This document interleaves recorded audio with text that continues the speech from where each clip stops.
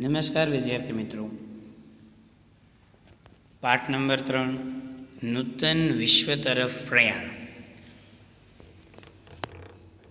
બે વિશ્વયુદ્ધો વચ્ચેના વૈશ્વિક પ્રવાહ, બે વિશ્વયુદ્ધો પૂરા થઈ ગયા અને ત્યાર પછી નૂતન વિશ્વ તરફ પ્રયાણ એમ આપણે કહી શકાય. એટલે કે નવું વિશ્વનું સર્જન થયું. બરાબર. આપણે આની પહેલાં છે એ આ પાઠમાં ચર્ચા કરી હતી કે રાષ્ટ્રસંઘનો ઉદય, તો કે પ્રથમ વિશ્વયુદ્ધ બાદ લોકોની આર્થિક અવદશા થઈ, તેને સુધારવામાં તત્કાલીન સરકારો નિષ્ફળ ગઈ. તેથી લોકોને લોકશાહીમાંથી વિશ્વાસ ઉઠી ગયો. કેટલાક રાષ્ટ્રોમાં સરમુખત્યારશાહીનો ઉદય થયો, જેના પરિણામે દ્વિતીય વિશ્વયુદ્ધનું તે સર્જનાત્મક પરિબળ બન્યું હતું. આ સંદર્ભે અત્રે નીચેની ઘટનાઓનો અભ્યાસ કરીએ. જો હવે થતું તો એવું કે ભાઈ લોકશાહી ઉપરથી લોકોનો વિશ્વાસ ઉઠી ગયો. શું કામ? તો કે પ્રથમ વિશ્વયુદ્ધ બાદ પરિસ્થિતિ એવી સર્જાણી કે સરકાર છે એ નિષ્ફળ ગઈ.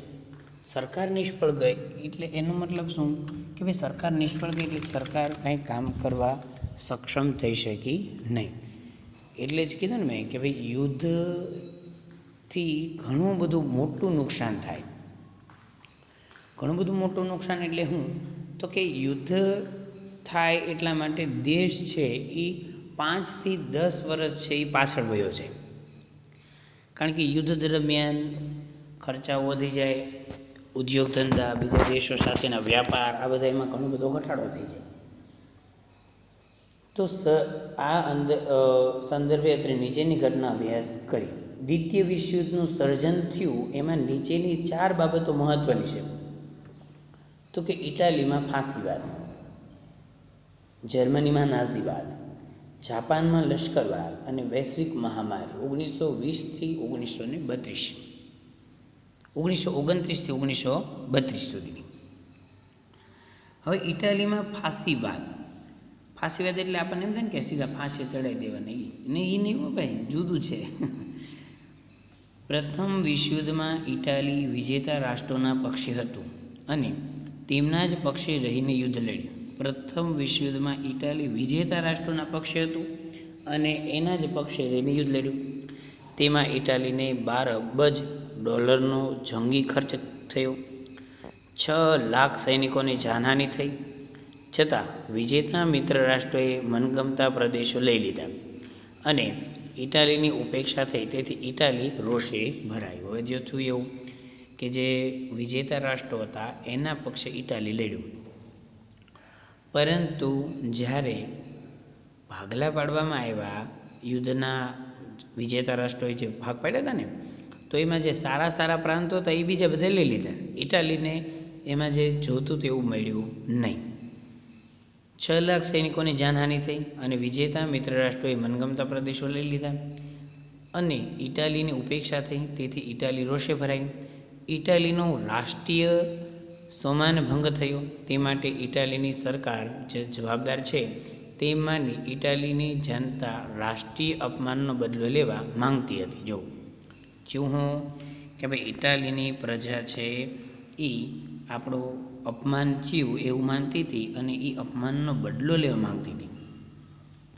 ઇટાલીને આવા કપરા સંજોગોમાંથી ઉગારવા માટે બેનિટો મુસોલિને ઇટાલીમાં ફાસિસ્ટ પક્ષની સ્થાપના કરી. તેનું પ્રતીક હતું લાકડાની ભારી અને કુહાડી. યાદ રાખવાનું છે, બેનિટો મુસોલિન ઇટાલીમાં ફાસિસ્ટ પક્ષની સ્થાપના કરી. પ્રતીક હતું લાકડાની ભારી અને કુહાડી. જે રોમન સમ્રાટની સર્વોપરિતાનું પ્રતીક છે તે અપનાવ્યું હતું. ફાંસીવાદ ઇટાલીમાં ફાસેજે શબ્દમાંથી ઉતરી આવ્યો. કાળક્રમે શબ્દ ફેર્યો. ફાસેજેનો અર્થ બધી વસ્તુ પર રાજ્યનો અધિકાર થાય છે. જો શબ્દ હતો હું ફાસેજેમાંથી થઈ ગયો ફાંસીવાદ. એનો મતલબ એવો થાય કે ભાઈ બધી જ વસ્તુ ઉપર રાજ્યનો અધિકાર છે. મુસોલિનોનો મુદ્રાલેખ હતો એક પક્ષ અને એક નેતા. તેણે પોતાના પક્ષના સ્વયંસેવકોને લશ્કરી તાલીમ આપી. તેમની ગણવેશ કાળા રંગનો, ગણવેશ એટલે ડ્રેસ કાળા રંગનો હતો મુસોલિની સત્તા પર આવ્યા પછી ભૂમધ્ય સમુદ્રના રહોડ્સ અને ડોડિકાનીઝ ટાપુ તુર્કી પાસેથી પડાવી લીધા. 1924માં અલ્બેનિયા, એબિસિનિયા અને ફ્યુમ બંદર જીતી લીધા. આટલી સફળતા મેળવ્યા બાદ મુસોલિને રાષ્ટ્રસંઘમાંથી છેડો ફાડી નાખ્યો અને રોમ, બર્લિન, ટોક્યો ધરી માટે જોડાયું. આમ ઇટાલી દ્વિતીય વિશ્વયુદ્ધ માટે જવાબદાર પરિબળ બન્યું. જો રાષ્ટ્રસંઘમાંથી નીકળી ગયું અને ધરી રાષ્ટ્રો હતા રોમ, બર્લિન, ટોક્યો, એની હારે જોડાઈ ગયું. એટલે એનો મતલબ એવો થયો ને કે ભાઈ બીજા વિશ્વયુદ્ધની તૈયારીઓ અંદરખાને ચાલુ થઈ છે. તો ઇટાલીમાં શું આવ્યું તો કે ફાસીવાદ. શબ્દ શું હતો? ફાસેજે શબ્દ ઉપરથી ઉતરી આવ્યો અને એનો મતલબ થાય છે કે બધી વસ્તુ પર રાજ્યનો અધિકાર. ગણવેશનો કલર કેવો હતો તો કાળા રંગનો અને બેનિટો મુસોલિન ફાસ્ટિસ્ટ પક્ષ સ્થાપ્યો. યાદ રાખવાનું છે, લાકડાની ભારી અને કુહાડી. તો એવી જ રીતે જર્મનીની અંદર નાઝીવાદ આવ્યો. તો પ્રથમ વિશ્વયુદ્ધમાં જર્મનીની હાર થઈ, તે આર્થિક રીતે પડી ભાંગ્યું. પેરિસની શાંતિ પરિષદે વલ્સેસની સંધિ પર જર્મનીને સહી કરવાની ફરજ પડી. આ અન્યાયી સંધિ જર્મન પ્રજા અત્યંત ક્રોધિત હતી. જર્મની તો ખબર ને હારી ગયું હતું. એડોલ્ફ હિટલર, હવે આવ્યો હિટલર, રાષ્ટ્રીય સમાજવાદી જર્મન કામદાર પક્ષમાં 1919માં જોડાયો. આ પક્ષ નાઝી પક્ષ તરીકે ઓળખાયો. રાષ્ટ્રીય સમાજવાદી જર્મન કામદાર પક્ષ. નાઝી પક્ષની વિચારસરણીમાં રાષ્ટ્રવાદ અને સમાજવાદને સમન્વય હતો.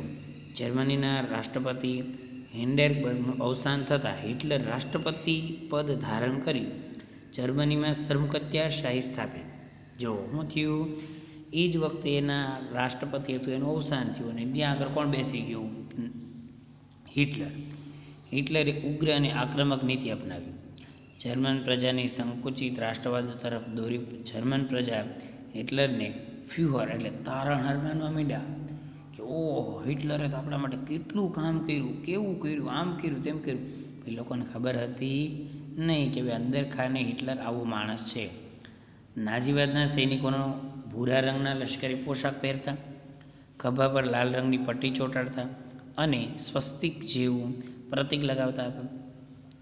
સત્તા પર આવ્યા પછી હિટલરનો એક હતું સત્તાવાદી અને યુદ્ધપ્રિય સ્વભાવ સ્પષ્ટપણે જોવા મળ્યો.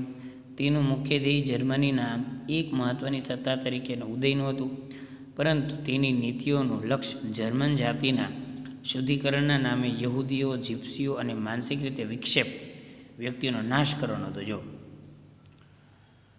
યહૂદી, જીપ્સી અને માનસિક રીતે વિક્ષેપવાળા હોય, સ્થિર હોય, મગજ ઓછું કામ કરતું હોય કે પાગલ જે કે વ્યક્તિ હોય એનો એ મારી નાખતો હોય. એની બધાને યહૂદી ધર્મના હોય, જીપ્સી ધર્મના હોય, બધાને. તો યુરોપિયન યહૂદીઓ જીવ ખોયા, જે હોલોકાસ્ટ નરસંહાર તરીકે ઓળખાય છે. હિટલર છે એ હોલોકાસ્ટ તરીકે નરસંહાર તરીકે ઓળખાય. હિટલરનો વિસ્તારવાદ, પડોશી દેશો સાથેના લશ્કરી પગલાં અને ચોક્કસ જૂથનો નાશ કરવાની નીતિ બીજા વિશ્વયુદ્ધ તરફ દોરી જતા ખૂબ મહત્ત્વના કારણો બન્યા. આ પણ જોઈએ આપણે તો બીજા વિશ્વયુદ્ધ તરફ દોરી જાય એવી જ બાબત છે. જાપાનમાં લશ્કરવાદ, આ બધી બાબત આપણે એક સાથે જ લેવી પડશે, નકર તમને યાદ નહીં રહે. પ્રથમ વિશ્વયુદ્ધ બાદ 1919ની વલ્સેસની સંધિમાં જાપાને પોતાની ધારણા મુજબ ચીનના પ્રદેશોનો લાભ મળ્યો નહીં. જર્મનીના ઘણા સંસ્થાનો ઇંગ્લેન્ડ અને ફ્રાન્સ વેચી લીધા. આનાથી જાપાનને ઘણો અસંતોષ થયો.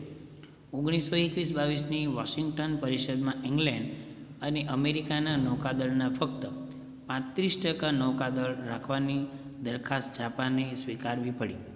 તેની સખાલિન અને સાઇબેરિયાના ટાપુ ખાલી કરવા પડ્યા. તેથી જાપાનનો યુવા વર્ગ નારાજ થયો. આ સમય દરમિયાન જાપાનમાં ચૂંટણી થઈ. તેમાં લશ્કરી ઢબના શાસનની તરફેણ કરનાર પક્ષના ચૂંટણીમાં બહુમતી મળી ગઈ. તો જાપાનમાં આવી ગયું લશ્કરવાદ, એટલે કે લશ્કરના સેનાપતિ જેમ કે એમ જ કરવાનું. રાષ્ટ્રવાદી વિસ્તારવાદી નીતિ વ્યાપક બનાવી. જાપાનની રાષ્ટ્રસંઘની સમિતિમાં કાયમી સભ્યપદ ન મળ્યું જાપાની સામ્રાજ્યવાદી પ્રવૃત્તિઓને પશ્ચિમના દેશો રોકી શક્યા નહીં. જાપાને મંચુરિયા કબજે કરીને ત્યાં પોતાની મંચુકો સરકાર સ્થાપી 1932માં. તે ઉપરાંત જાપાને કોરિયા, મંગોલિયા, સાન્ટોંગ અને ચીનના કેટલાક પ્રદેશો કબજે કર્યા અને જર્મની તેમજ ઇટાલી સાથે સંબંધો સુધારી પોતાના સામ્રાજ્યવાદનો દોર છૂટો મૂક્યો. જો ઇટાલી, જર્મની, જાપાન ભાઈબંધ થઈ ગયા. સમ્રાટ મેઈજી પછી 1936માં ગાદી આવેલા શહેનશાહ હિરોહિટોએ પણ જાપાનની આ પ્રવૃત્તિને ઉત્તેજન આપ્યું. આમ જાપાને રાષ્ટ્રસંઘનો ત્યાગ કર્યો. 1933 વૈશ્વિક મહામંદી છે એ આપણે આમાં સાથે જોઈ લેવી છે. તો યુરોપના મોટાભાગના રાષ્ટ્રોના વડાઓની એવી ધારણા હતી કે પ્રથમ વિશ્વયુદ્ધના અંતે વિશ્વની યુદ્ધેતર સમસ્યાઓનો પણ અંત આવી જશે, પરંતુ આ ધારણા ખોટી પડી. એકાએક અમેરિકાના વોલ સ્ટ્રીટ શેર બજાર ઘણા મોટા પ્રમાણમાં શેર વેચવા આવતા શેરની કિંમત અત્યંત ભયજનક રીતે ઘટવા માંડી. તેથી વિવેચકોએ તેને વોલ સ્ટ્રીટ સંકટના નામથી ઓળખાવી હતી. અમેરિકાના શેર બજાર છે ડાઉન થયું એટલે આખા વિશ્વમાં થોડો મંદીનો માહોલ થઈ ગયો. 24 ઓક્ટોબર 1929 આ સંકટે વિશ્વભરની આર્થિક સ્થિતિને ડામાડોળ કરી મૂકી હતી, જેમાંથી વૈશ્વિક મહામંદીનું સર્જન થયું હતું. વિશ્વના મોટાભાગના રાષ્ટ્રો આ મહામંદીના પ્રભાવ નીચે આવી ગયા હતા. ગ્રેટ બ્રિટન જેવી મહાસત્તાને પણ પોતાના ચલણ પાઉન્ડ સામે અનામત રૂપે રખાતા સુવર્ણના જથ્થાની નીતિ ત્યજવી પડી. તેનો પ્રભાવ વિશ્વના અન્ય રાષ્ટ્રો અને આંતરરાષ્ટ્રીય વ્યાપાર ઉદ્યોગ પર પડ્યો. અમેરિકા જેવા સમૃદ્ધ રાષ્ટ્રોએ આર્થિક સ્થિતિની અવગણના કરીને પણ કડક નિયંત્રણો લાગવા પડ્યા. વિશ્વ વ્યાપાર ઘટીને અડધો થઈ જવા પામ્યો. આમ દ્વિતીય વિશ્વયુદ્ધની રૂપરેખાનું સર્જન થયું. આમ જોઈએ તો દ્વિતીય વિશ્વયુદ્ધની રૂપરેખા છે એ આ 4 બાબતોને લીધે અગત્યની બની ગઈ. સમજણ પડી છે તમને કે ઇટાલીમાં ફાસીવાદ, જર્મનીમાં નાઝીવાદ, જાપાનમાં લશ્કરવાદ અને વૈશ્વિક મહામંદી 1929 થી 32. તો આજનો આપણો લેક્ચર છે એ આપણે અહીંયા સુધી રાખશું, બરાબર ને? તમારે હોમવર્કની અંદર ઇટાલીમાં ફાસીવાદ, જર્મનીમાં નાઝીવાદ, જાપાનમાં લશ્કરવાદ અને વૈશ્વિક મહામંદી 4માંથી કોઈ પણ 2 વિષય છે એ તમારે લખવાનું રહેશે, બરાબર? હા, ઓછું જ હોમવર્ક છે પણ હાલશે, બરાબર? કોઈ પણ જર્મનીમાં નાઝીવાદ, જાપાનમાં લશ્કરવાદ, જર્મનીમાં નાઝીવાદ, જાપાનમાં લશ્કરવાદ અને વૈશ્વિક મહામંદી કોઈ પણ 2 છે એ તમે એમાંથી લખજો. પણ 2 જ સાહેબ હું કામ તમે લખવાનું કીધું? તો એની પાછળનું કારણ એ છે કે તમારે એ વસ્તુ પાકી કરવાની છે, કોઈ પણ 2, બરાબર? 4 પાકી કરવાની છે, પણ અત્યારે કોઈ પણ 2 તમે પાકું કરો, પછી 2 પાકી કરો તો પણ ચાલે.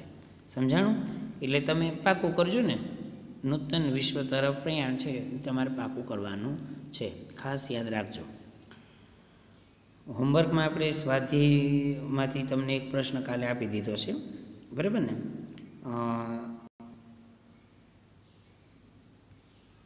સ્વાધ્યાયનો પહેલો પ્રશ્ન તમારે થઈ ગયો છે, બરાબર ને? તો આજે એમ કરવી આપણે, હું તમને બીજો પ્રશ્ન મોકલી દઉં છું.